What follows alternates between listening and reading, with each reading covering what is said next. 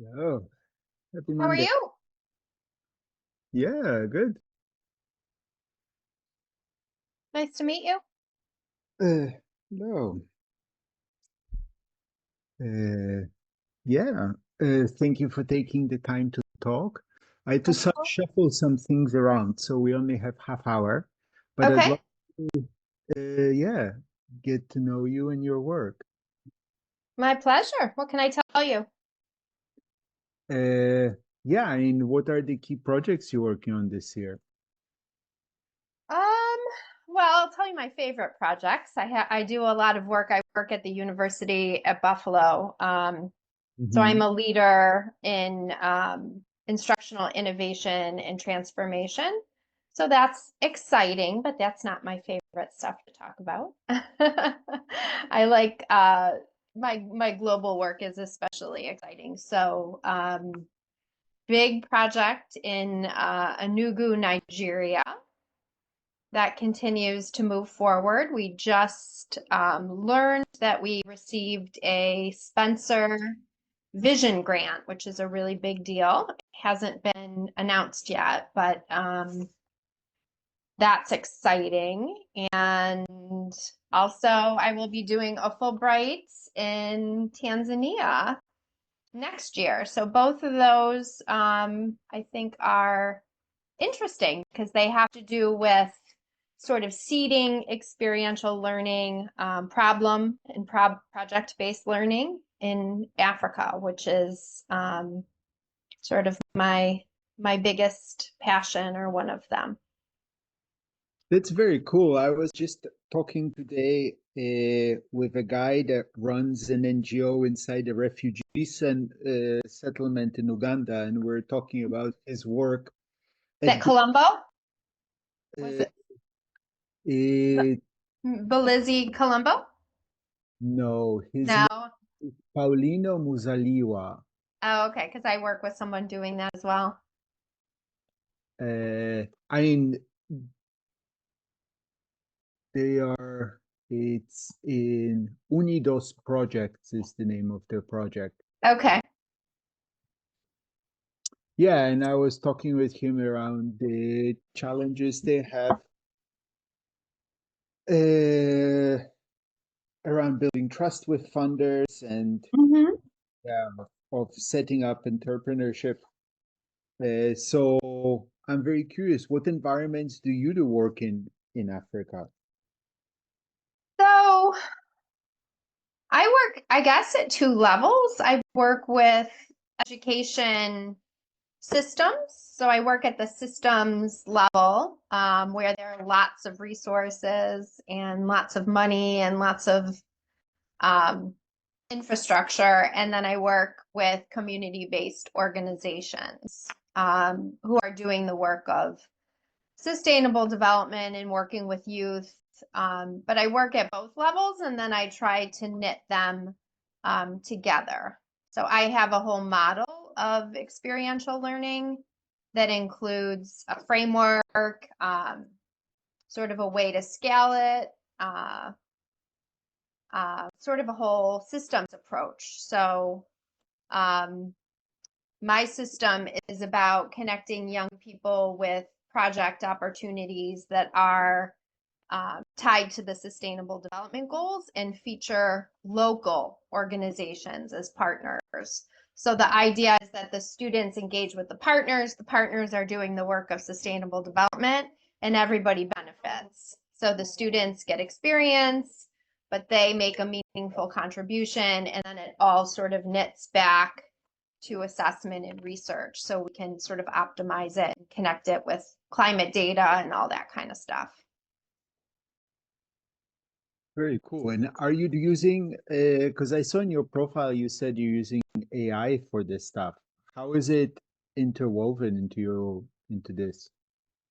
Yeah, so the model itself is can be customized and can be done without any technology. So um, but it can be scaled and connected with various technologies. So I use at the University of Buffalo where we sort of prototyped this and actually built an example We use digital badges, which I think are really exciting, especially in low resource environments.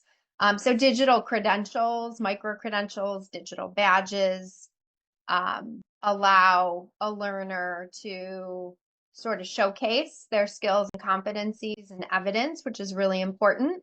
But they can sort of connect to dashboards, they can connect to climate data, they can connect to just about anything. And I think AI is a really exciting tool for project-based learning, both in helping young people explore innovation and challenges, but also, again, connecting. So, I'll give you an example. I was playing with AI and I had this idea of looking at ecosystems that are regenerating because of human intervention. So usually we think about, you know, um, degradation because of humans, right? But I wanted to flip it and I wanted to say, okay, where are there ecosystems where humans are doing good and we're actually restoring the environment?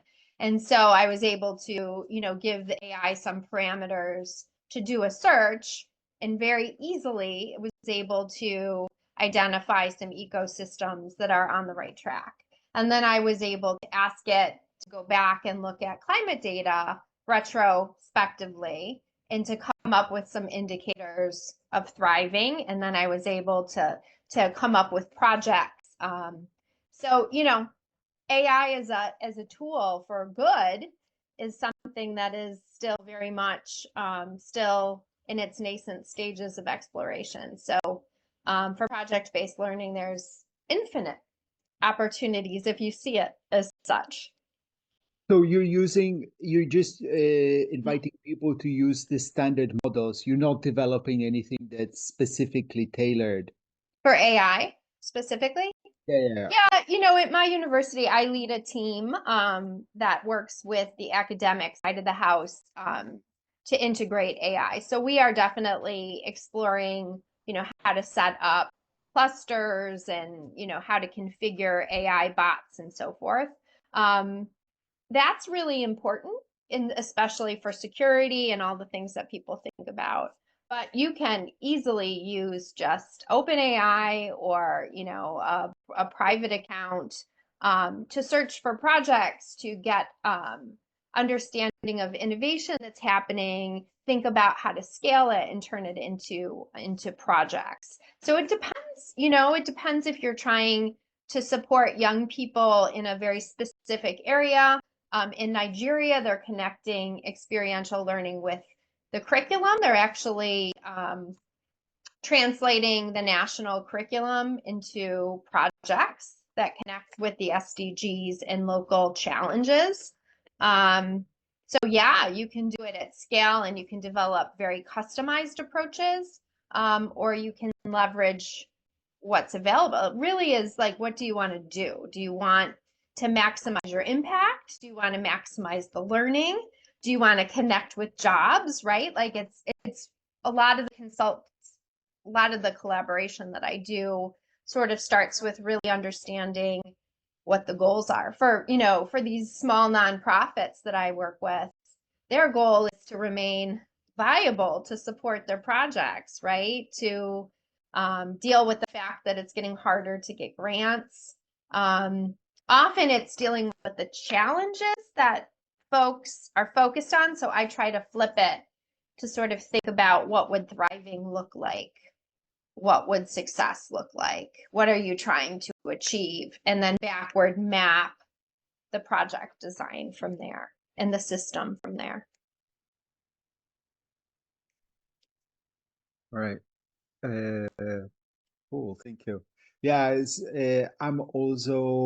I'm talking to people and I'm interested in training people who are working to train the models. I love this idea of wise AI. I don't know if you've come along that, of thinking of how do we make the AI wiser and how do we help AI make us wiser. So I think the training going forward is going to become much more Mm-hmm. ideological, really. Yeah, I mean, I think I set everything up like a research model. I'm a researcher by training, a cognitive psychologist. So, AI is really good at analyzing patterns and doing things quickly. But you have to really clarify what it is that you're asking it for. And so, playing around with setting a goal. We look at, again, I go back to ecological restoration. We look at biodiversity and we look at some of our goals of restoration. But the more we're able to really set clear objectives, that then AI can look and find data and sort of analyze it and give us projects, the better we're going to be. So we're not that great at setting really clear objective goals around aspirational states. We're really good at getting data around, mitigating disaster and crises and trying to make things not as bad, right? That's where sort of our minds go for developing metrics. So if you want to use AI for good, you have to really be able to vision a goal or a standard. So I use something that I call a positive shadow, which is kind of a neat idea. That's how I see it. A positive shadow starts with where we are in whatever realm you're interested in. Looks at where growth is starting to happen. So you have to look at where the germination of good stuff is happening. And then from that, you project forward to some future state, but the state has to be rooted in the reality of where you are. So it's not totally aspirational in sort of a fictitious sense. So I can give you an example using one that I've worked through. So if you have AI sort of find an ecosystem, or you suggest one that is actually being restored or at least going in the right direction, and you ask it and you feed in enough detail to sort of show how positive growth is happening. Could be real data on the ground, for example, but AI can also use narrative data from people telling stories of growth. It can look at climate data and do all of that analysis. Once you sort of have some growth happening, you could then ask it to project forward to some state where that growth has an actualized target. And then you can have it work backwards from there between where you are now and what that positive shadow is, and break it into projects, break it into a gap analysis. So the more clarity we can have on where we want to go, and the more realistic we can make it based on our assets and our potential, we can use AI to help us sort of map dynamic stepping stones, which are projects and badges, and we can create ecosystems that move us in the direction.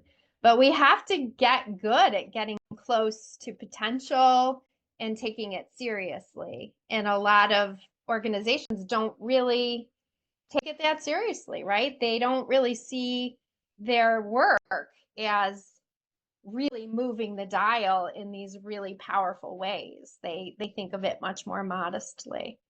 So that's positive shadow. It's really cool to play with. I love that. Yeah, I love that idea. I mean, I think where I think AI or the LLMs even, let's say, Mm-hmm. like Internet 1998. So we've just gotten it. We're really excited, but we're far from having even started really exploring. So whenever Yeah. I love that idea that you suggest, I think I've heard it backcast, the backcasting Mm-hmm. other workshops ideas.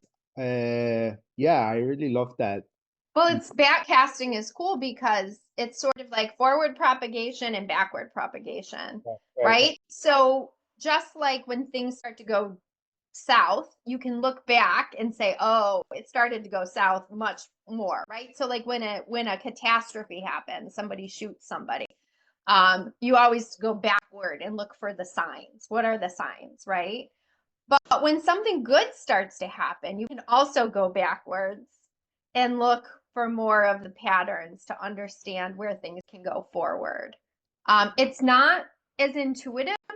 Again, I'm a cognitive psychologist, so I study sort of how we think. And we're not, we tend to do what we're good at and what's easy. But I think, again, this notion of AI for good, we have to really focus on good, you know, and make it powerful enough that we can use the technology and the tools to help us get there. So yeah, super, super exciting. Am I allowed to ask you about your work, or is this a one way? No, of course. Yeah, I just wanted to, because you've given me lots of ideas with Oh, the good. project that we're just starting is with Twist and Transcap, and which are organizations focused on impact investing, actually investing for system change. Mhm. So I love this exercise, that this way of using AI. I think it's something that they could all use with the organization that they donate to and other things. Yeah. Yeah, think about that. And then the piece of the digital badges with it, I often talk to organizations about that, because a digital badge or a sticker, a digital sticker or micro credential, it really doesn't matter. Think of it like a tracking device for impact, Yeah, right? You get an individual who gets that badge, and that they can share it, but then you get to sort of see the impacts that things have, which is really cool too. One of the biggest frustrations I have, or not frustrations, but the sustainable development goals are really useful, um, but there's no way for individual impacts. I think about this a lot. All these amazing people and organizations are doing amazing stuff, right? But there's no way to have the individual map up to the collective. We can't feel our impact, right? And that makes us feel that we're not getting anywhere, and all the things that happen from that. But the cool thing about sort of these digital badges is that you could, like a magnet, sort of all of the individual can collect up, right, to the collective, and you can see it and you can connect it to maps. The Yeah, there's a lot of cool stuff you could do. I like it. Uh, yeah, you wanted to ask me? Yeah. So what is it that you do? I'm delighted to talk to you, and you have a really cool profile, but tell me about your work. So, two key things. So I guess ecosystem weaving and bringing people together is a lot of what I do. Mm-hmm. Tech, and now I'm working to move back to tech. I spent a number of years in regenerative real estate trying to Mm-hmm. just discovering how hard it is to get that funded. One thing that I started is The Gathering, which Mm-hmm. is a basically my Hollywood pitch is, imagine a crossover of, let's say, a technical or scientific conference, a trade show, and Burning Man, or Mm-hmm. your favorite transformative festival. Uh-huh. So I really think definitely humans need to come together. This is Mm-hmm. the basis of how we build relationships and so on and so forth. Definitely the internet changes the paradigm, right? Mm-hmm. I like to say internet is for talks. Coming together and spending days or more sitting quietly in a room listening to a person talk doesn't seem, Mm-hmm. overall. Of course, I understand there's one or two of your life heroes who it's great to see speak in person, but in Mm-hmm. general, information exchange is not a great use of time in person. Uh, and yeah, over the years, I've really discovered the power of festival, of people coming together in nature. And as so many things that our society has done, we turned powerful psychotechnologies into entertainment or commerce, Mm-hmm. or maybe information exchange. But there is something By the way, are you a follower or do you know the work of John Vervaeke? Mm-mm. Ah, interesting. And you're a cognitive scientist. I'd love to share because he sits at the intersection of cognitive science and the religious experience and the mystical experience.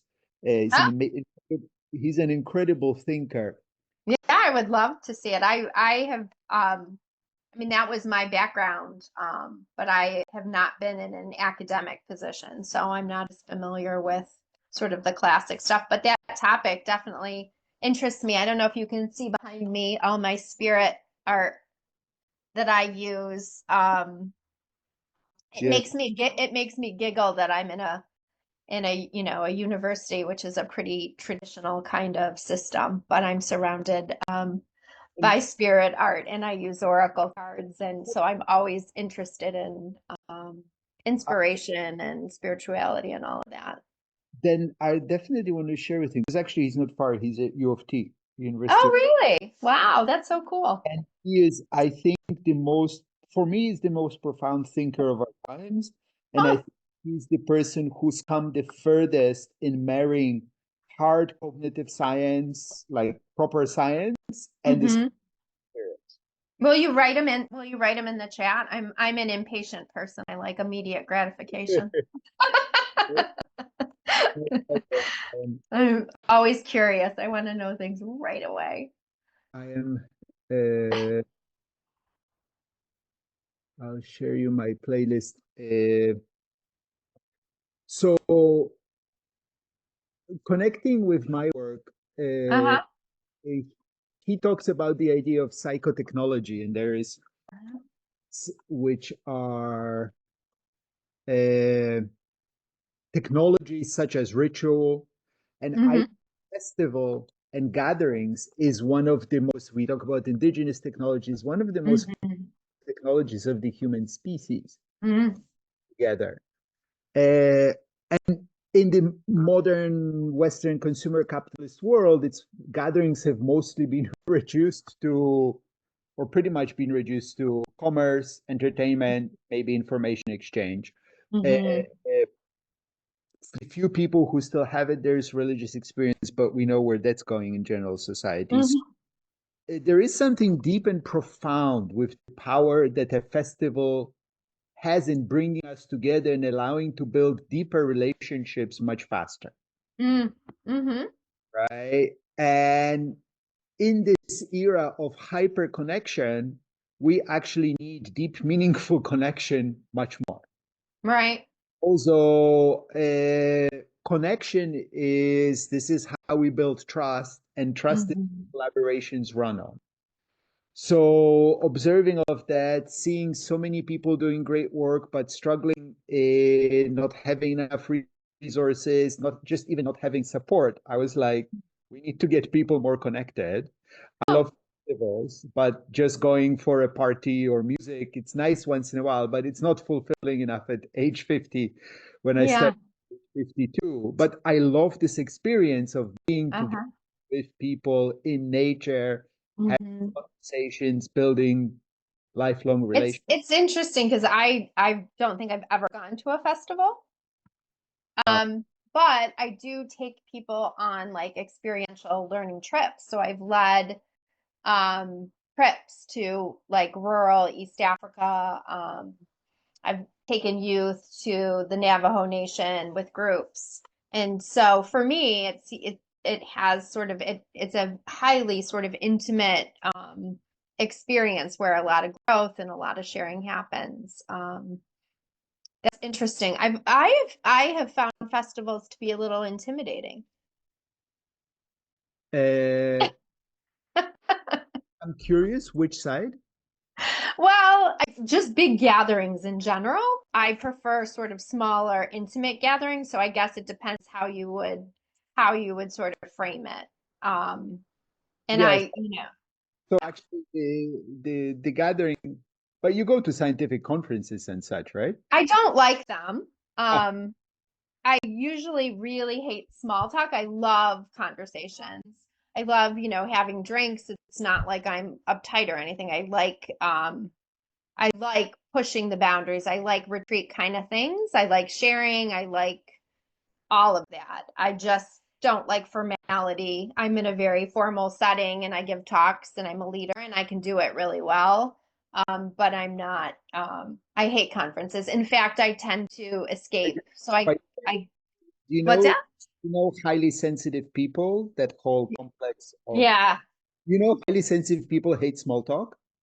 Ah, I was yeah. I came across this a few years ago and I went the list like bright lights, and I was like, Yeah. "Stop." I was like, okay, now that explains everything. Yeah, no, it does. And informality in general, I think gets in the way. Like I think anything that gets in the way, and as I get older, you don't want to waste time. I find LinkedIn, like if you connect with people, you can just get right to it, share, and I think that's where we are, is that, connecting with the right people, amazing things can happen. So for Exactly. me, it's anything that sort of I'm is we have conducive. 2 minutes, so I'll be a little Oh, bit interrupted. go ahead. So that's exactly connecting with the right people. Hmm. And I'm also now doing separately an online conference, kind of again experimenting with a new format of having leaders working in the space of wise AI and conscious collaboration technologies, bring them in conversation into pairs and to try and forward the state of the art. Because Interesting. a key thesis that I am sitting on is that in order to build a more beautiful world we know is possible, pick your favorite word for a better future, we need to have the technology and the consciousness change mindset Mhm. values coming together and moving together in Yeah. synchronous. Because, in my opinion, as a technologist and as an observer of Mhm. consciousness growth space, if we just have more consciousness elevation, we get a religion at best, a Mhm. academic discipline at worst. Mhm. The disjoint from society is too great. And if we Yes. technology moving by itself without Right.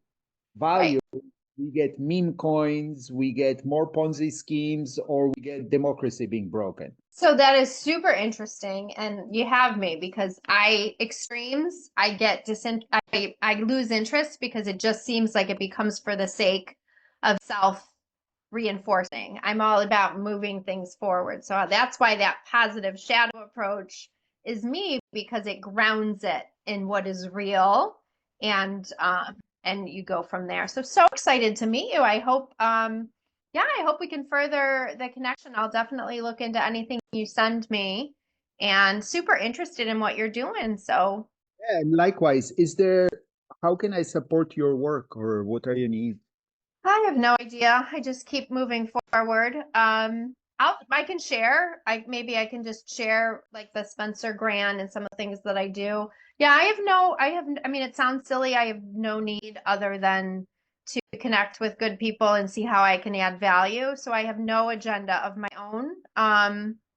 But I am, completely interested in just seeing what we can accomplish with smart, good people. So you have me. Nice, wonderful. Okay, well, I look forward to continuing talking, and also Yeah.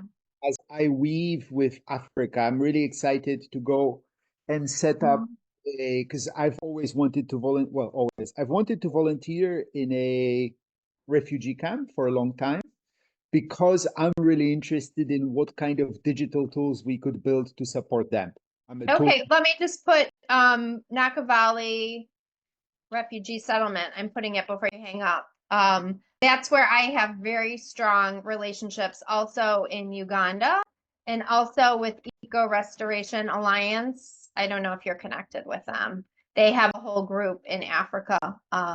I'm a mentor for a group in Africa, so I have tons of connections with really good African young leaders who are doing amazing work. So there might be something I can do to help you. I don't know.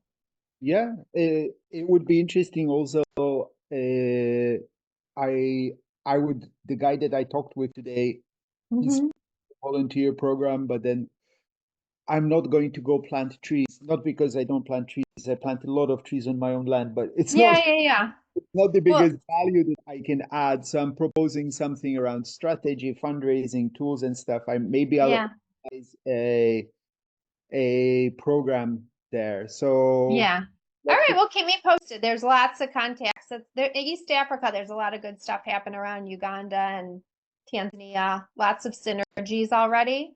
So, yeah, circle back and we'll have another conversation. Wonderful. Thank you very much. Take care. Have a great day. Bye-bye.